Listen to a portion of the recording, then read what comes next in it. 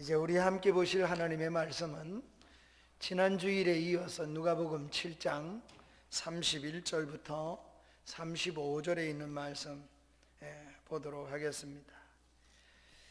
누가복음 우리 7장 31절부터 35절의 말씀을 합독해서 한 목소리로 함께 읽습니다. 또 이르시되 이 세대의 사람을 무엇으로 비유할까? 무엇으로 같은가? 비유하건대 아이들이 장터에 앉아 서로 불러 이르되 우리가 너희를 향하여 피리를 불어도 너희가 춤추지 않고 우리가 곡하여도 너희가 울지 아니하였다 함과 같도다. 세례 요한이 와서 떡도 먹지 아니하며 포도주도 마시지 아니하며 너희 말이 귀신 들렸다 하더니 인자는 와서 먹고 마시매 너희 말이 보라 먹기를 탐하고 포도주를 즐기는 사람이요 세리와 죄인의 친구로다 하니 지혜는 자기의 모든 자녀로 인하여 옳다함을 얻느니라. 아멘. 아멘. 오늘 우리가 함께 생각하는 말씀은 우리 지난 두 주간의 말씀의 연속성에서 여러분 우리가 생각을 하시면 좋겠습니다. 예수님께서 세례 요한이 감옥에 갇혀서 시험이 왔습니다. 그 모든 시험을 주님이 이겨낼 수 있도록 말씀을 가르쳐 주시고 또 예수님은 이 땅에서 요한이 여자가 낳은 자 중에 가장 큰 자, 우리들이 믿음으로 큰 자가 누구인가를 주님이 교훈을 주셨습니다. 그리고 나서 주님은 그 말씀을 듣고도 아무런 감각이 없는 시대의 사람들과 그 시대를 바라보며 주님께서 매우 답답해 하셨습니다. 무감각한 시대, 무표정한 그들을 바라보시면서 주님이 안타깝게 생각하신 겁니다. 사람이 말이 하는데 저 사람이 반응을 보이지 않으면 우리는 어떻게 합니까? 진실이 통하지 않으면 우리도 그러잖아요. 마음이 통하지 않을 때 우리는 더 그렇지요. 주님이 그런 심정을 지금 오늘 본문 속에 담아 주셨습니다. 이러한 상태에서 주님의 가르침은 오늘 읽은 말씀의 내용입니다. 주님은 이러한 심정을 오늘 교훈에 담아 주셨는데 무감각하고 무표정한 그 무감각의 시대의 사람들에게 주님은 어떻게 말씀을 주셨는가? 첫째, 비유를 들어서 예수님께서 오늘 우리에게 말씀을 주셨습니다. 주님의 비유입니다. 그것은 주님이 어떻게 말씀을 비유로 하셨습니까? 31절에 보면은 예수님께서 이 세대 사람을 비유하면서 무엇으로 할까? 그러면서 시장에 노는 아이들, 시장놀이 하는 그 비유를 주님이 사용하십니다. 32절이 그 예수님이 사용한 비유인데 장터에 앉아서 노는 아이들이 피리를 불고 또 곡을 하고 이렇게 노는 겁니다. 당시 사람들은 이 말씀이 무슨 말인지 아이들 노는 것이 그러니까 금방 알아듣는 말씀입니다. 아이들이 흔히 하던 놀이입니다. 장터에서 노는 아이들이 두 편으로 이렇게 나누어졌습니다. 하나는 노래하는 편과 하나는 거기에 맞추어서 행동하는 사람으로 이렇게 나누어 놓은 것입니다. 그리고 한편에서 노래하면 그것에 따라서 행동을 하는 겁니다. 슬픈 노래를 하면 울고 장례식 같은 이런 노래겠지요. 또 상대편이 결혼식 같은 노래를 하면 춤을 추는 겁니다. 저는 이 두 비유 속에 결혼식과 제일 먼저 읽으면 장례식이 떠올라요. 저 어릴 때도 놀이가 그렇게 많지 않았어요. 기껏해야 연세 많은 분들은 하신 적이 있나 모르겠어요. 오징어 가이상, 그 일본 말 같은데 뭐 땅에다가 오징어처럼 그려놓고 그렇게 돌아오고 뭐 숨기찾기를 한다든지 여자아이들은 고무줄 놀이를 하고 뭐 등타기 하고 그걸 말 탄다 그렇게 놀이라는 게 그렇습니다. 저도 그런 놀이에 익숙해 있었지요. 그런데도 슬픈 노래도 있어요. 그 중에 하나가 장례식입니다. 어떻게 그 장례식 할 때 보면은 제일 상두꾼이 있고 다 맸잖아요, 그 시체를. 그런데 앞에서 종치는 할아버지가 대장이요. 내가 어릴 때 보니 그 할아버지가 종을 들고 하면 뒤에는 똑같은 말만 후렴처럼 해요. 할아버지가 몇 마디를 하면은 뒤에서 메고 있는 분들은 앞으로 갔다, 그 줄을 메고 뒤로 갔다 그러면서 무슨 후렴처럼 하면 어하넘자 넘어, 그 말만 하는 거예요. 그러니까 그건 쉬울 것 같아. 그런데 앞에 하는 할아버지는 이렇게 종을 들고 딸랑딸랑 치면서 하시는 거예요. 이제 가면 언제 오나, 그러면 또 넘자 넘어, 그러고 또 한마디 해요. 저승길이 멀다 하나 문 바뀌면 저승이라. 그러면 또 사람들이 넘자 넘어. 제가 어릴 때요, 그 다 주소 섬기려면 너무 시간이 없고, 그런데 가만히 지금 나이가 들어보니까 그 할아버지가 동네 어른인데 아무나 그거 하는 게 아니야. 대장 할아버지가 맞는 것 같아. 왜냐하니까 그 집안에 내막을 다 내끼어 그 할아버지가. 아들 7 있으면 뭐하나, 홀어머니 못 섬기네, 어하넘자 넘고 넘어, 뭐 이래서 그 집안에 있는 이야기를 그렇게, 이게 해악이다. 우리 조상들이 장례식 슬픔 속에서도 그랬구나. 장난기도 있어요. 물만 있으면 안 가. 이 물이 있어 못 건너겠다는 거예요. 그러면 와서 막 절을 하고, 또 뭐 사이가 와서 상여에다가 돈을 얹어주면 그때서야 가고, 이러는 걸 보았습니다. 놀이문화, 슬픔도 있고 놀이문화가 기쁜 때도 있지요. 유대에도 장터에서 슬픈 놀이도 있고 기쁜 놀이도 있었어요. 거기에 상대가 같이 맞장구 치는 그런 일입니다.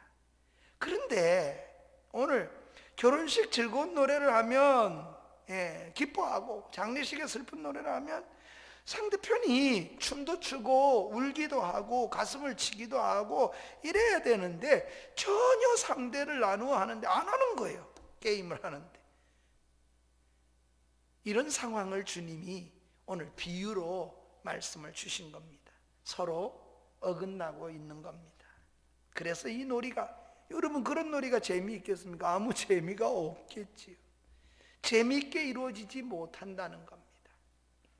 주님이 오늘 본문을 통해서, 이런 비유를 통해서 정말 말씀하시고자 하시는 그 말씀의 의미, 뜻이 무엇일까요? 그래서 우리는 두 번째 생각해 볼 것은, 그렇게 답답한 사람들, 감동도 없고 감탄도 없고 맞대응도 안 하는 그런 사람들이 그 시대의 사람들이라는, 주님이 이렇게 말씀하시는 것은 그렇게 살아서는 안 된다는 얘기를 하시려고 말씀하시는 겁니다. 세례 요한과 예수님은 이 놀이에 있어서는 이쪽 한편이라 하면, 비유로 그렇게 한다면 반대편에 그 말씀을 듣고, 세례 요한의 말씀을 듣고 예수님의 말씀을 들은 상대편의 대중들 아니겠습니까? 그들은 행동을 해줘야 되는데, 노래하는 예수님이나 슬퍼하는 요한이나 어느 것에 하나 맞추어서 적당한 행동을 해 주어야 되는데 그렇지를 않다는 겁니다. 주님이 그것을 답답하게 여기신 겁니다. 요한과 예수님은 각각 그 핵심의 같은 진리라도 강조점이 달랐어요.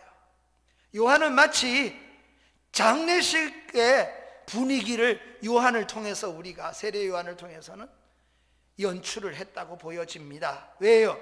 그는 오자마자 회개하라 이 독사의 새끼들아, 누가 임박한 진노를 피하라 하더냐, 얼마나 강력한 임팩트 있는 말씀을 전합니까? 세례를 선포하고 자기 스스로는 낙타털 옷, 그 당시에도 잘 안 입는 옷이에요. 그런 옷을 입고 먹지도 않고 마시지도 않고, 그러니 얼마나 슬픔을 모습을 보였습니까? 그런데 우리 주님은 이 땅에 와서 복음을 전하면서 정반대의 모습을 성경은 언급합니다. 세관에 앉아있는 레위를 부르시고, 그리고 세관에 세리를 불러가지고 세리집에, 너희 집에 잔치를 열고 제자들도 거기 다 오라 그러고 세리들도 오라 그러고, 예수님이 가는 데마다 먹고 마시면서 뭐합니까? 잔치했어요. 잔치. 천국은 마치 잔치집과 같은 거예요. 그래서 예수님은 또 그런 모습을 보였어요. 그러나 이런 모습을 보고 등장하는 아이들처럼 전혀 그 대중은 엉뚱한 반응을 보이는 겁니다. 그게 주님이 답답하신 거예요. 감동도 없습니다. 감탄도 없습니다. 세례 요한에게는 이렇게 더 쉬웁니다. 귀신 들려서 그렇다고.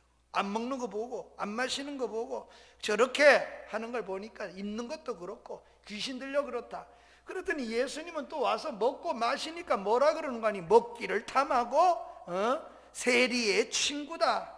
포도주를 즐기는 사람이다. 어디에 그럽니까? 33절에 34절에 요한의 얘기와 예수님의 얘기를 그렇게 담아서 정반대의 예수님의 말씀을 똑같은 하늘나라를 전하는데도 어느 쪽도 반응을 보이지를 않는 거지. 마치 장터에 앉아서 피리를 불어도 곡을 해도 반응 없는 거와 무표정과 동일한 것입니다. 회개를 외쳐도 가슴을 치지 않습니다. 천국을 누리라고 선포를 해도 즐거워하지도 않습니다. 요한이나 주님의 말씀 앞에 반응하지 않는 세대, 반응하지 않는 사람들, 그 무리들을 보시며 주님이 냉소하는 그들을 바라보시며 가슴이 복음을 전하며 답답하신 겁니다. 요한은 얼마나 그 시대를 향하여 임팩트 있는 말씀을 했습니까?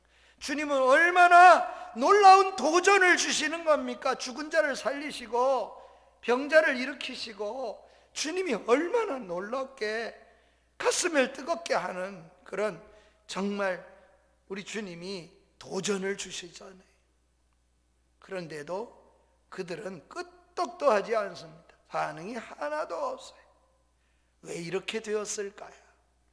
저는 이 부분은 설교 부분이라고 생각해요. 이 부분이 적용 부분입니다.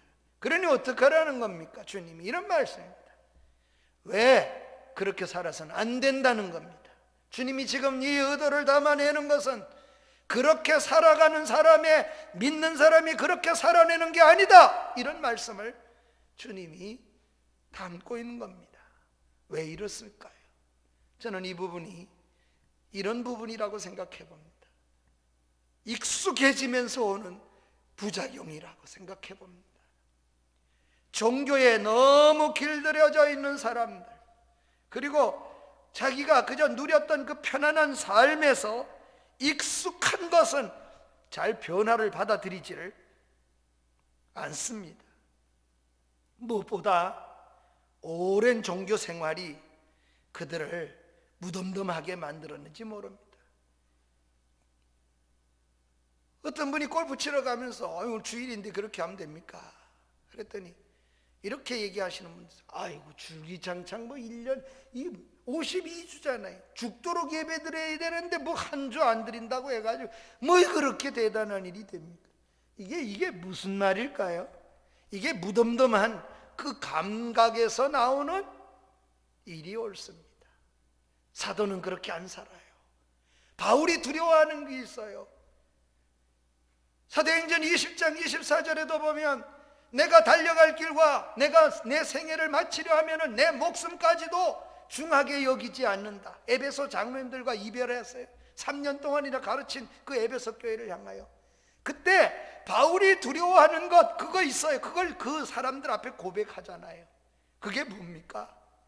내가 올라가면은 잘 된다? 아니요. 잡혀 죽일지다. 날 죽이려는 사람들이 기다리고 있다. 예측도 다 했어요. 그런데 왜 그런 고백을 할까요? 바울의 고백 속에 그의 이런 겁니다. 내가 정말 무서워하고 내가 두려워하는 것은 잡아 죽인다는 그게 두려운 것이 아니라 내가 사명을 잊어버리고 그렇게 무감각하게 하나님 없이 갈 수 있는 그런 것에 대해서 나는 그게 더 두렵다. 그러니까 사명 붙잡는 고백하는 겁니다. 이게 우리의 믿음이 되어야 합니다. 우리는 무감각하게 살아가서는 안 되는 것이죠. 오랜 종교 생활이 어쩌면 무덤덤해졌는지도 모르겠어요. 주님의 놀라운 능력과 우리 하나님께서 행하신 모든 신비로운 일을 보면서도 의심의 눈초리로 보고, 심지어는 십자가 위에서 나 같은 죄인을 위하여 그렇게 죽으시는 주님을 바라보면서도 밑에서 비아냥거리잖아요. 조롱하잖아요. 무감각한 세대입니다. 무감각한 사람들의 모습입니다. 좋은 것도요, 늘 보면 좋은 줄 모르는 무감각의 인간의 연약성이 빠지게 만들어집니다. 그것이 가치 있게 느껴지는 때가 언젠가? 그러면 그걸 잃어버렸을 때야, 그때서야 아이고 좋은 것, 그때가 좋았다고. 참 어리석게 사는 사람은 만날 후회하는 사람은 그렇게 삽니다. 그때가 좋대. 왜 그때가 좋습니까? 지금이 좋아야지. 그렇게 사는 게 믿음이 아니라는 거예요. 믿음의 삶은 그때가 좋은 게 아니에요. 지금이 좋아야 됩니다. 주님은 지금을 못 써요. 그래서 언제나 하나님의 나라는 카이로스예요. 크로노스가 아니에요. 흘러가는 시간이 아닙니다. 그래서 좋은 것을 빼앗길 날이 오면 그때서야 그게 좋은 줄 아니까 얼마나 무의미하게 사는 겁니까? 이러한 것은 참으로 좋은 것이 아닙니다. 여러분, 좋은 것에만 이런 무감각이 생기는 것은 결코 아닙니다. 나쁜 것, 악한 것에서도 자꾸 행하다 보면 나도 모르게 나쁜 짓이 나중에는 어떻게 되는가, 마치 오락처럼 못된 짓을 하기도 합니다. 익숙해져 가지고 또 하고 처음에 잘못했을 때는 마음이 두근거리기도 하고, 이렇게 살아서 될까, 이렇게 할까, 이렇게 생기기도 하다가 얼굴도 붉혀지고 가슴이 쿵쾅쿵쾅 그렇게 정말 두드리기도 하고, 그 슬퍼하기도 하고 두려워하기도 하는데, 한 번, 두 번 나쁜 짓을 계속하면 결국에는요, 나쁜 일을 해도 하나도 가책이 없어진대. 그러니 사람을 죽이는 것도 그렇게 마구 죽이지요. 못된 짓을 하는데도 아무런 얼굴 하나 변치 않잖아요. 예. 말은 정의를 외치면서도 순 삶이 엉터리인데도 하나도 다른 사람, 그래 요즘에 제일 많이 쓰이는 말이 뭡니까? 자기는 안 하면서 너무 하라 그렇게 말하는 그런 것이 마치 이 세대의 모습처럼 비춰지는 거죠. 좋은 것이든 나쁜 것이든. 사랑하는 성도 여러분, 우리가 항상 가져야 될 마음이 있습니다. 한번 따라 합시다. 모든 일에서 항상 하나님 예민한 감각을 주시옵소서. 무엇을 보든지 거기서 하나님의 은혜와 사랑을 볼 수 있을 만큼 영적인 민감한 사람이 되게 하여 주세요. 이렇게 살아야 된다는 겁니다. 좋은 걸 보면서 좋다고 말하고, 좋은 걸 보면서 웃고 즐거워하고, 야 감탄하면서 그렇게 사십시오. 그게 하나님을 믿는 일입니다. 목사님 믿는 일 그러니까 교회 와서 자꾸 뭘 하는 것만 생각해요. 아니요, 그게 믿는 일 하는 거라니까요. 악한 것은 주저하고 슬퍼하고 그런 걸 행하면 두려워하고 그렇게 살지 말아야 되는데 정말 무디어지지 않도록 하나님 그렇게 좀 되게 해주세요. 착한 일을 하면 저렇게 살아야지 참 감동이 되고, 그런 글을 보면 마음이 뛰고 말이에요. 그렇게 살아내진 못했지만 감동을 받고 말이에요. 그뿐 아니라 내가 어떻게 하면 또 감동을 줄 수 있을까? 자꾸 그렇게 생각하면서 이게 믿음의 일을 걷는 거예요. 자녀를 향해서도 그래요. 제가 새벽에 그런 말을 했어요. 자식에게 돈을 왕창 다 주지 마라. 오늘 연세 많은 분들만 새벽에 올라오니까 가진 돈 있어가 집 다 주고 뭐 다 주고 그러지 마라. 그래 봐야 감사하고 고마워하는 마음이 3개월이라고. 3개월 그 이상 안 가요. 그럼 매일매일 감사할 수 있게 만들어주는 게 부모가 해야 할 일이에요. 성경은 그렇게 살으라 그래요. 그렇게 좀 줄 게 있으면 가지고 계세요. 그리고 조금 도와주세요. 자기가 벌 수 있는 데다 차라리 적금을 넣어주든지, 네가 그걸 뭐 은행에 융자를 받게 해서 네가 조금씩 그걸 넣을 때 보태주든지, 그러면 날마다 넣어주면 날마다 고맙고 때마다 넣어줄 때마다 감사하게 생각할 거예요. 3일 감사를 잃어버리지 않으면 습관이 되도록 만들어가는 거죠. 성경이 그렇게 살라고 가르치는 거예요. 항상 예민한 감각을 갖고 어떻게 하든지 또 뭐 생각하면서도 감동이 되도록 아이들을 향하더라도 우리 성탄 선물을 좀 이렇게 보내주시면 좋겠어. 아이들한테 내가 오늘 교육부에도 좀 알아봤는데, 그래도 선생님이 그 선물이 올 때 뭐 주는 건 늘 받는 거 이런 거 받았다, 아이가 그렇게 생각이 되지 않고 우리 선생님 날 정말 사랑하는구나 이 감동으로 받으면요, 아이가 그것 때문에 커가는 거.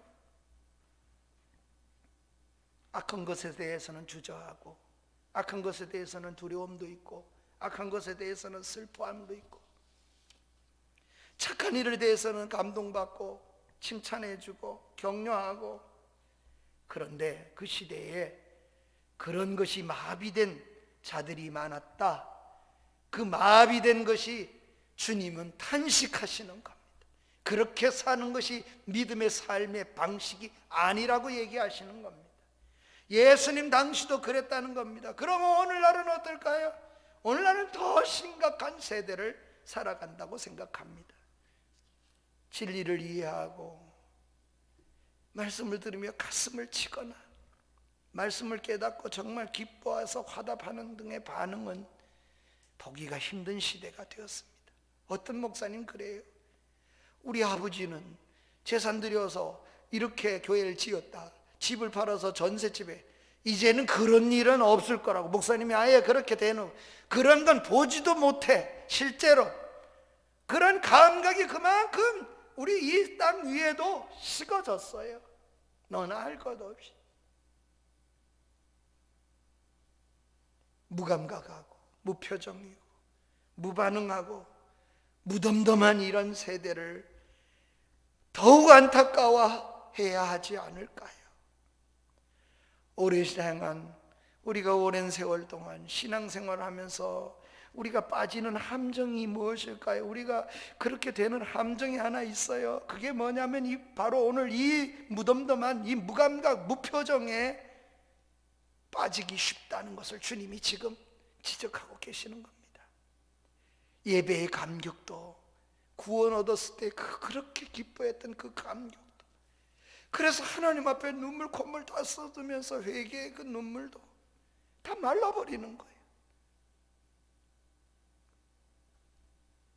감각이 마비가 돼버린 거예요. 이런 사람이 안면 감각이라는 거 여러분 보신 적 있습니까? 안면 근육이 마비되면 적절한 표정을 만들어낼 수가 없어요. 늘 목회하면서도 우리 노예 안에서도 늘 그분 생각이 나요.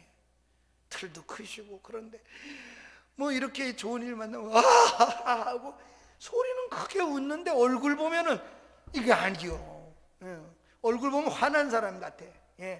이게 눈도 뭐 웃으면은 이게 올라가든지 뭐 이렇게 좀 되는데, 웃는 표정이 이렇게 부드러운 표정이 아니고 싸우는 사람처럼 표정은 맨날 똑같은데 입만 소리만 웃는 소리를 내니까 가식으로 저렇게 웃는 건가? 이렇게 느껴지더라고요. 목회를 하다 보면 별의 일 많죠. 어느 집에 갔더니 남편 목사님 우리 집사람은요 자면서도 눈을 뜨고 자요. 눈을 안 감는데.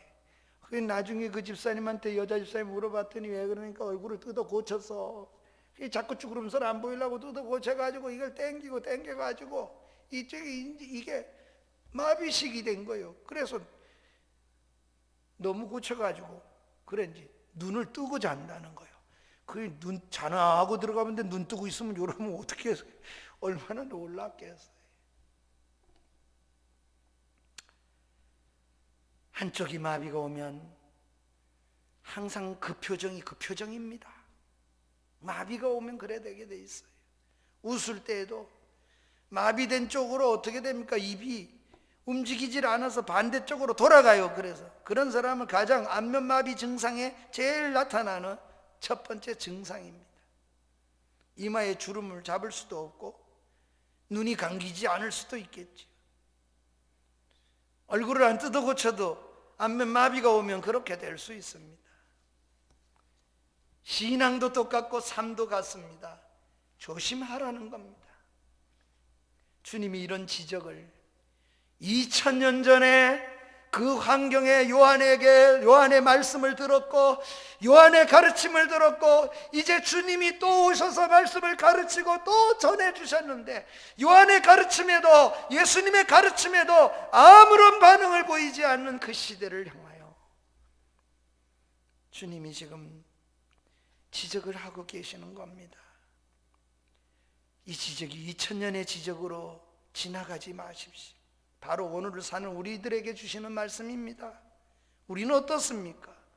말씀을 들으며 가슴을 치며 말씀을 들으며 기쁨이 충만한 반응들이 있습니까? 이야, 감사하다, 너무 좋다. 그런 반응이 무감각해지면 그게 죽은 거예요. 죽어가고 있던 죽은 겁니다. 성경대로 하면 죽은 거예요.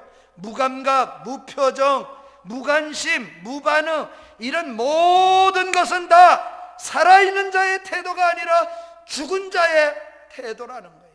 시편 115편 17절에 보면 시인이 이렇게 말합니다. 죽은 자들은 주를 찬양하지 못한다. 음부로 내려가는 적막한 데 내려가는 자들은 결코 찬양을 할 수가 없다. 감각이 없습니다. 찬송도 슬픔도 원망도 못합니다. 죽은 자의 특징입니다. 살아있다면 반응합니다. 그래서 살아있는 믿음을 소유하고 살아야 된다는 거예요. 그렇게 되지 않을까봐, 이렇게 무감각해질까봐 날마다 믿음을 쓰고 발부둥질하는 것이 그것이 믿음이요. 그래서 사도 바울이 에베소 장로님들과 헤어질 때도 섭섭해요. 아이고 우리 언제 만날까요? 이런 슬픔이 아니요. 거기에 포커스도 맞추지 않았어. 내가 달려가는데 아무런 것이 편안하고 좋은 일만 있다 이렇게 생각하지도 않았어요. 분명히 죽음이 있을 수도 있다고 예측도 돼요.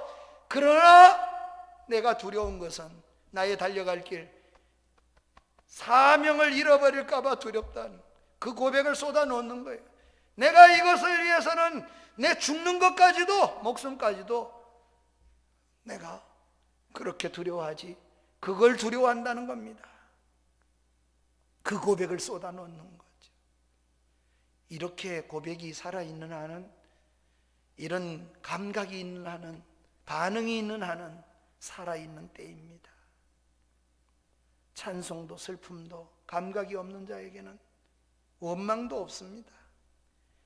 우리 모두가 영적 감각이 살아있게 해야 합니다. 그렇게 되기를 주의 이름으로 축복합니다. 주님이 왜요? 주님이 우리 살리기 위해서 이 땅에 오셨잖아요. 주님은 살리기 위해서 온 겁니다. 우리를 살리기 위해서 예수님이 죽어주신 겁니다. 죽어가면서 자신을 죽이면서까지도 주님이 원했었던 것은 우리는 살기를 원하시는 거예요. 그래서 살아있는 자들로 이 땅에 부탁을 하잖아요. 누가 이 땅을 변화시킬 존재고 누가 이 땅을 하나님의 나라를 만들어갈 존재입니까? 내가 살려낸 너희다. 내가 너를 구해내고 네가 그렇게 살려낼 이긴데 무감각하면 어떻게 감당하겠습니까? 따라서 우리는 그러므로 이 말씀을 따라서 마지막으로 우리가 세 번째 생각할 것은 적용하며 살아야 된다는 겁니다. 반응하는 사람이 돼야 된다는 거예요. 그것이 우리 걸음이 돼야 되잖아요. 어제도 집사님이 전화가 왔어요.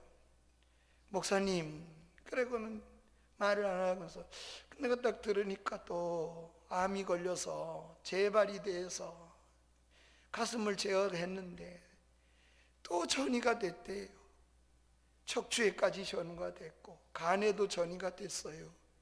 다시 수술을 한다는데 목사님 기도해 주세요. 그리고 주일날 와서 기도를 받고 갔습니다. 아마 한 달 가까이 됐으니 이제 응답이 의사 판결이 나오지 않았겠나 생각되니까 그건 저도 긴장이 되죠. 또 더 이 젊은 집사님이 더 퍼졌나. 그런데 목소리를 그러니까 귀를 제가 반응을 못 보니까 목사님 목소리 떨림이냐 어떤 거냐 근데 떨림이 있는데 이렇게 귀를 대고 내가 생각해보니 야 이게 슬픈 건 아니구나. 내 느낌이 그래. 아니나 다를까 병원에 갔더니 의사가 이거 한번 투여해 봅시다. 몸에 맞을지 안 맞을지. 그리고 투여하고 강남 성모병원에 다시 올라가서 검사를 했는데 분명히 의사가 보여줄 때에 이 가슴에도 또 뼈 안에도 간에도 이 전이 된 게 큰 점들이 다 있었는데 의사가 안 보이네? 안 보이네? 이래 찾더니 조그맣게 점이 이렇게 축소가 됐다고.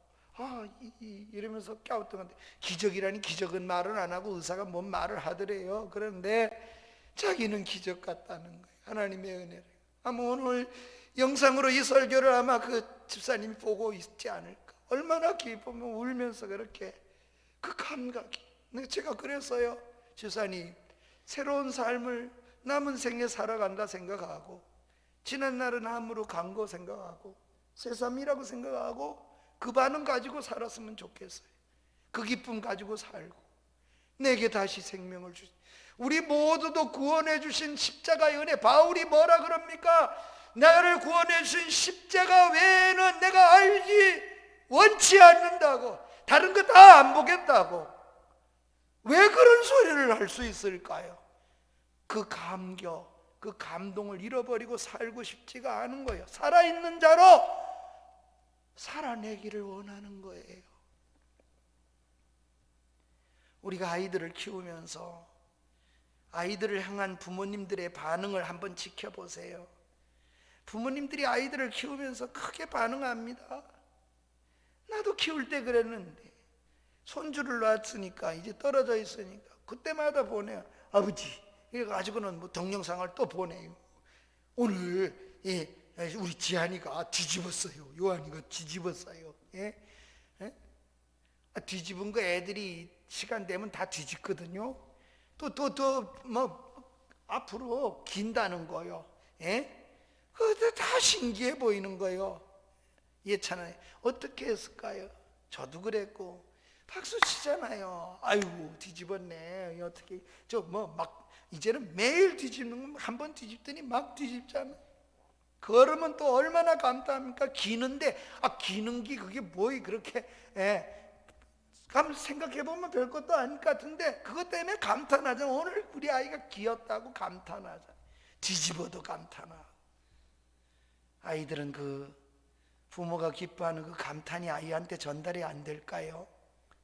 난 그게 그 아이가 부모의 사랑의 관계를 그 감탄 속에서 배워가고 있다고 생각합니다. 그런데 어느 순간부터 감탄하는 게 점점 줄어듭니다. 그러면서 점점 한숨을 쉽니다. 조그만 일에도 감탄하던 부모가 웬일인데 웬만한 일에도 감탄도 없고 칭찬도 없고 즐거워하지도 않습니다. 그러면서 뭐가 옵니까? 갈등이 옵니다. 부모도 갈등이지만 아이도 갈등이에요. 날 사랑하나? 진짜 그러나? 그게 안 채워지면 그 아이는 반드시 뜁니다. 안 채워지면 그 아이는 잘못된 길을 갈 확률이 높아요. 그러나 끝까지 부모가 기뻐하면 얼마나 다릅니까? 큰아이가 좀 더 그럼 둘째 아이를 키워주는 게 좋잖아요. 늘 받아오는데 작은 놈이 어쩌다가 반에서 1등에 왔어요. 그래서 크게 갔다가 들어오는 입구에다가 딱 걸어놨습니다. 그랬더니 큰 놈이 들어오면 그럽니다. 아, 저거는 뭐 그냥 받을 수 있는 거예요. 아버지 뭘 그런 소리 하지 마라. 반에서 1등 했대. 우리 반에 오면요 꼴찌예요. 잘하는 애들 1등 다 뽑아가지고 한 반 만들어놔. 그 반에 오면 아버지 꼴찌예요. 꼴찌. 무슨 소리를 하는 거야? 반에 1등은 아무나 하나?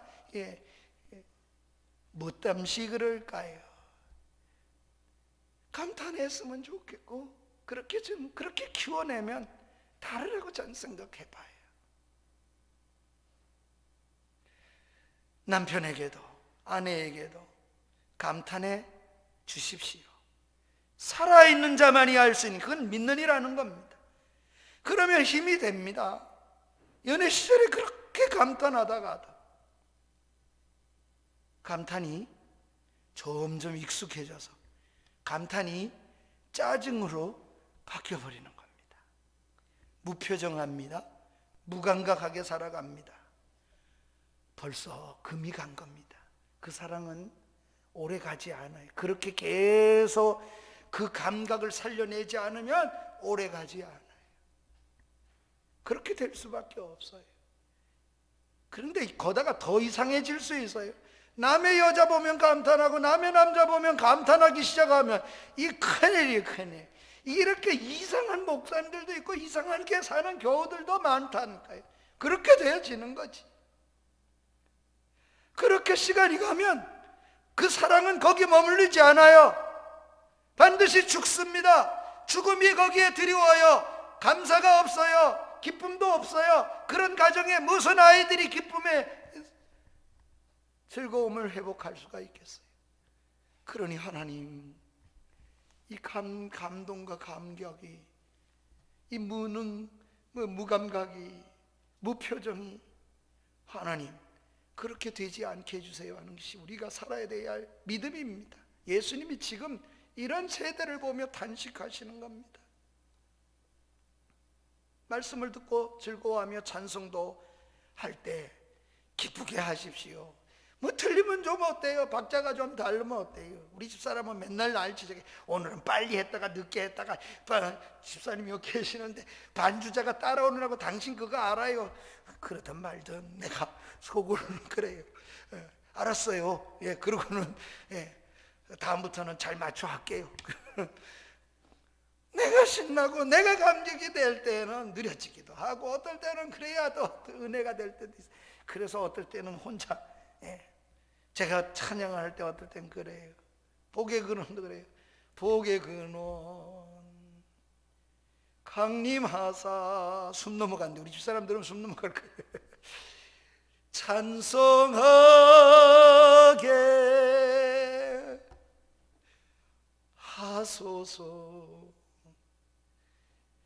그러나 그럴 때 어떨 때는 그 새벽에 그냥 가슴이 벅차잖아. 곡은 안 맞았지 모르지만 내 혼자 부르는데 뭐 어때요? 여럿이 부를 땐 좀 맞춰하는 게 맞을 것 같아. 그렇지만 말씀을 듣고 즐거워하고 찬송을 부를 때다. 그런데 입도 안 벌리는 분도 있어. 찬양할 때 이래 설교할 때 되면 입도 안 벌리. 뭐가 그래 화가 난지 성경 여느 때는 안 보는데 설교할 때만 성경이 계속 밑에만 성경만 들여다. 난 그런 분 보면 참 걱정돼요. 또 그런 게 싫어 저도. 그래서 정말 성경을 그렇게 볼까? 또 이럴 수도 있을지 모르겠어요. 성경대로 하나 안 하나 안 해. 딴소리 하는 거면 이럴지도 모르겠다 생각, 그렇게 보고 있는 건 아닐까 이런 생각도 드는 거죠. 교회들 목사이기 때문에 그래요. 목사도 설교할 때 딱 내다보면 나도 싫은데 또 그래서 억지로 은혜가 안 돼도 고개를 세워놓고 있으려고 애를 써요. 왜? 난 그러기 싫으니까. 감각이. 그러니까 그렇게 사는 거죠. 내가 하기 싫은 건 남도 안 했으면 좋겠다 생각 드는 거죠. 이렇게 반응하고 행동하는 것이 지혜롭고, 이렇게 행동하고 반응하는 것이 믿음이다. 이렇게 사는 것이 믿음이다. 그렇게 35절에서는 그런 걸 이렇게 주님이 말도 안 되는 말 같지만, 지혜자는 모든 자녀로 인하여 옳다 인정함을 받는다. 이게 제가 우리나라식으로 말하면 자녀들이 그렇게 하는 부모 보고 그대로 배운다. 자식 보고 지혜롭게 살았나 안 살았나 봐라, 이런 말이 거울이라는 거예요. 거울. 내가 가정에서 어떻게 사는 건 그 자식이 거울이라는 거예요. 주님이 지혜가 거기 있대요. 삶에 있다 그랬지 언제 가르치는 데 있다 그랬어요? 언제 내가 그걸 잘 많이 아는 데 있다 그래요? 아니요. 성경은 전부 다 그래서 관념적이 아니에요. 성경은 관념적인 얘기하는 분이 많으면 많을수록 은혜가 없고 그 어떤 삶이 없어져 버려요. 갈수록 말라가요. 갈수록 맞는데 말라가요. 이상하지요. 다 옳은 소리 하는데 안 맞아. 옳은 소리는 다 맞는데 거기 웃음도 없고, 거기 기쁨도 없고, 거기 느낌도 없고, 거기 감동이 없어. 그러니까 뭘 따라가겠어요? 조그만 좋은 일에도 가슴 설레고 기뻐하며 감사해 보십시다. 지나칠 정도로 감탄해도 괜찮습니다. 저를 고등학교 때 우리 이병규 목사님 교회에서 또 이렇게 성경을 가르친 목사님이 계셔요. 언젠가 우리 현상민 목사가 제 2년 선배인데 군목으로, 소령으로 군목으로 예편했어요. 그런데 우리 교경에 같이 가면 얼마나 까탈스러운지, 운동도 많이 하시고 승부욕이 강하시니까 막 밀어치는 힘은 있는데 늘 너무 부대치는 것 같아서 제가 그랬어요. 아이고, 현 목사님 중에 아주 좋은 분이 있는데 목사님은 좀 안 같다고. 현씨 중에도 그렇게 좋은 목사님이 계셨냐고, 목사님 그렇게 존경하는 목사님 현씨 중에 있냐고. 제주도에 집회 갔을 때 그럴 때 만났을 때 그런 얘기를 했더니 그러시는 거예요. 있어요. 현씨도 얼마나 좋은 분이 많은데요. 그랬더니 그 목사님 이름이 뭐냐고 그래. 자꾸 물어. 그래서 내가 얘기를 해도 모를 거요. 이거 다 내가 옛날인데 지금 살아계시지도 않고. 그 누구냐고 자꾸 물어. 현명도 목사님이란 분이 계신데, 현명도 목사님 분을 잘 알아요 목사님? 잘 안다고. 그래서 이 양반이 한참 동안 얘기를 안 하고 그 다음에 가서 얘기를 하는데 이러는 거예요. 그 현명도 목사님이 제 아버지라고. 그 목사님 아들이었어요? 그랬더니 그랬다는 게. 그런데 달라. 내가 그래서 너무 아버지하고는 정말 겸손하시고 그 아버지는 정말 성자 같으셔. 목사님 한번 오세요. 내가 아버지 대접하듯이 한번 목사님을 대접해야겠네. 내가 그렇게 말씀을 드리게. 성남에서 목회하시니까 내가 그렇게 얘기한 적이 있어요. 그 목사님이 하신 말 중에 이런 말이 기억이 나요. 어느 날 이렇게 가랑잎이 굴러가는데 막 우리 선생님들, 여선생님들이 웃으니까 목사님이 농담 비슷하게 시집갈 때가 됐구먼 그래서 목사님 가랑잎이 굴러가는 거하고 시집가는 거하고 뭔 상관이 있냐고. 나는 엉뚱한 말을. 그러니 목사님이 박반장, 그때는 주일학교 교사를 박반장이라고, 반장이라고 우리 교회에서 그랬어요. 그래 이런 얘기를 하시더라고. 여자가 시집갈 때가 되면 가랑잎이 굴러가도 우습고 지푸라기가 날아가도 우습고 웃음이 많대. 그러면 시집갈 때가 된 거라고 이러시더라고. 그만큼 감성이 살아있어요. 그만큼 감각이 살아있어요. 그래서 예민해지고 시인도 되고 그럴 때 사랑이 싹 틀 수 있고 머물 수 있는 것을 목사님이 얘기한 것이 아닐까. 제 나름대로 그냥 해석을 지금 그렇게 해봅니다.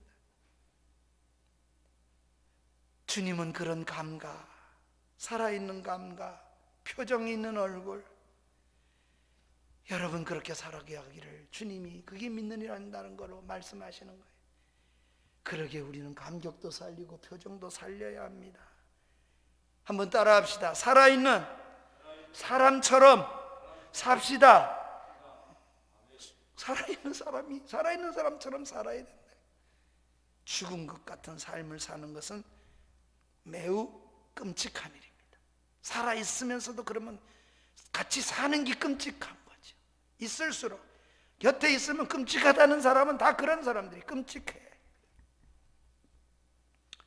그러지 않기 위해서 매일 보는 사람을 반가워해 주십시다. 매일 스치는 사람에게도 웃어 주십시다. 매일 보는 하늘을 보고도 감동하고, 매일 보는 별을 보고도, 못 보는 사람도 얼마나 많아요.